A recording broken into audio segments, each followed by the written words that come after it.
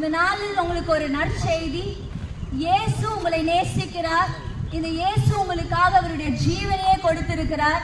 இந்த இயேசு ரட்சகர். இந்த பூமிக்கு அவரே ரட்சகராய் உங்களுடைய பாவங்களுக்காக, உங்களுடைய சாபங்களுக்காக, அதிலிருந்து ஒரு விடுதலையை தருகிறதற்காக இயேசு இந்த பூமியில வந்தார்.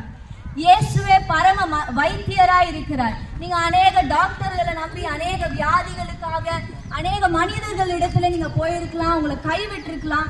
ஆனா இந்த இயேசுவே பரம வைத்தியராய் இருந்து உங்களுடைய பிரச்சனைகள், உங்களுடைய தீராத வியாதிகளிலிருந்து விடுதலையாக்க வல்லவராய் இருக்கிறார். இதே மாதிரி ஏசப்பா 2000 வருஷத்துக்கு முன்னாடி இந்த பூமியில வந்து அநேகருக்கு அவரை விசுவாசிங்கள் என்று இயேசு அநேக ஜனங்களுக்கு சொல்லிவிட்டு அநேகருக்கு அற்புத அடையாளங்களை செய்தார். இதே போல ஒரு நாள் இயேசு மலையிலிருந்து இறங்கி வந்து கொண்டுட்டு இருக்கும் போது ஒரு குஷ்டரோகி ஒருவன் வந்து இயேசுவினிடத்துல உமக்கு சித்தமானால் என்னை சுத்தமாக்கும் என்று சொல்லி இயேசுவினிடத்துல கேட்டார்.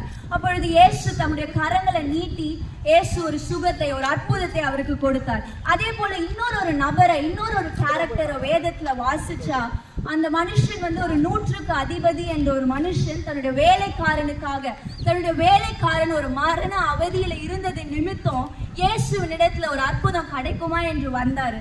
அப்ப அவர் இயேசுப்பா கிட்ட சொல்லும் போது, நீங்க வீட்டுக்கு வர தேவையில்லை, ஆனா ஒரு வார்த்தையை மாத்திரம் சொல்லுங்க, அப்பொழுது இவன் வந்து பிழைப்பான் அப்படின்னு சொல்லிட்டு சொன்னார். இந்த 2 நபர்களையுமே பார்த்தா இவர்களுடைய வாழ்க்கையில ஏதோ ஒண்ணு அவங்களை இயேசப்பா கிட்ட நெருங்குறதற்கு தடையா இருந்தது, இந்த ஒரு அற்புதத்திற்கு தடையா இருந்தது. அதனால 2 பேரும் பேசும்போது உமக்கு சித்தமா இருந்தால் சுத்தமாகும் என்று சொல்றாங்க. இன்னொருத்தவங்களை பார்த்தா என்னுடைய வீட்டுக்கு வரதுக்கு தகுதியா இல்ல, உங்களுடைய வார்த்தையை அனுப்பி சுகமாக்கும் என்று சொல்லி கேட்டாங்க. இந்த நாள்ல நம்ம அறிந்து இருக்கிறோம் அநேக பாவங்கள் நிமித்தம், சாபத்து நிமித்தம் நம்மளுடைய வாழ்க்கையில ஒரு அற்புதம், நம்முடைய வாழ்க்கையில ஒரு விடுதலை கிடைக்காமல் இருக்கலாம். ஆனா இந்த இயேசுவை நீங்க விசுவாசிக்கும் போது ஒரு அற்புதம் உங்களுக்கு நடக்கும்.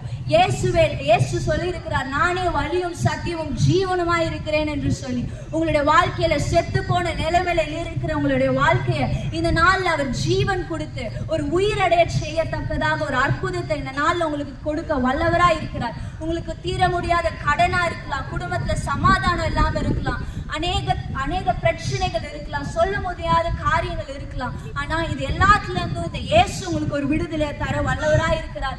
இந்த நாள்ல இந்த இயேசுவை நீங்க ஏற்றுக்கொள்ளுங்க. ஏன்னா அவருடைய வருகை சமீபமா இருக்கிறது. இந்த 2000 வருஷத்துக்கு முன்னாடி இயேசு அநேகருக்கு தம்மை வெளிப்படுத்தி காட்டினார். ஆனால் ஜனங்கள் அவரை ஏற்றுக்கொள்ளவில்லை. ஆனால் ராஜாவாக இயேசு திரும்ப இந்த பூமியை அரசால வரப்போகிறார்.